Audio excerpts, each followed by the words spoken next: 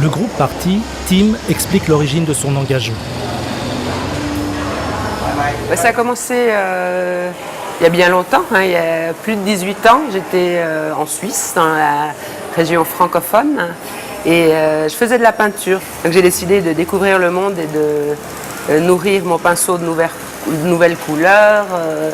Donc j'ai fait un voyage assez long depuis l'Europe pour arriver jusqu'au sud du Vietnam. Et là, un soir, en rentrant à mon petit hôtel, j'ai entendu pleurer dans une ruelle sombre. Et puis, comme je suis curieuse, j'étais dans la ruelle.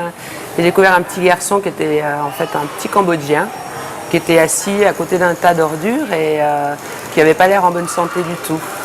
Et donc, moi, avec mon innocence de la jeunesse, je me dis, il n'a pas d'endroit pour passer la nuit. Je vais l'accueillir temporairement. Et je me suis confrontée, en fait, il était d'accord, mais... on s'est confronté donc à la réceptionniste du petit hôtel qui ne voulait pas d'un garçon sale, de couleur, en plus, sans papier, un enfant des rues.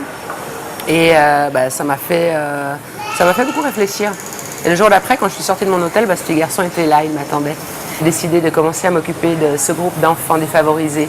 Et il y en a eu un, il y en a eu deux, il y en a certains qui étaient malades. Et donc j'ai commencé à louer une petite maison dans la banlieue de Saigon. Et quand j'ai vu le travail qu'il y avait à faire avec un enfant, si je voulais vraiment l'aider à retrouver un équilibre dans la vie, j'ai accepté cette mission et j'ai rassemblé plus d'enfants dans la même situation pour qu'ils retrouvent une vraie famille, une nouvelle famille. Xin chào mọi người. Xin chào, khỏe không? Nous sommes dans l'atelier de peinture du Centre en Vol. Cet atelier a une quinzaine de peintres qui ont un point commun, la plupart sont en chaise roulante en fait. Et ils sont en chaise roulante à cause d'un accident du travail.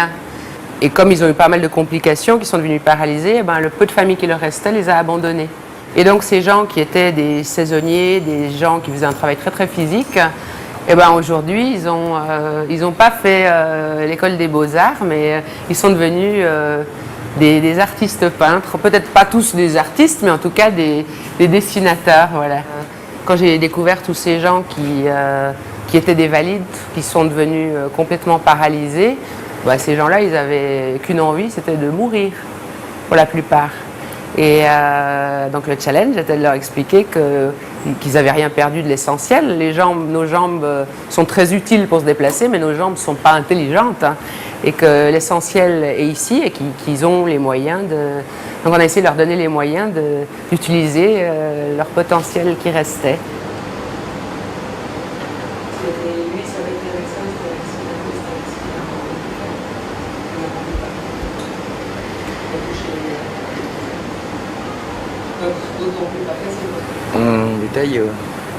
Je suis tombée d'un cocotier. Il était alité dans cette maison avec des grosses escarres et il était couché. Et les villageois disaient qu'il était hanté par les mauvais esprits. En fait, il attendait la mort. Et à ce moment-là, il s'est dit, je ne vais pas avoir si peu de dignité, je ne veux pas mourir ici. Je vais essayer de partir pour qu'on ne me voit pas mourir en fait. C'était ça son plan. Aujourd'hui, de réussir à faire des peintures qui peuvent plaire et qui aient une certaine acceptation de la société du modeste travail que je fais, c'est une immense joie. Ouais.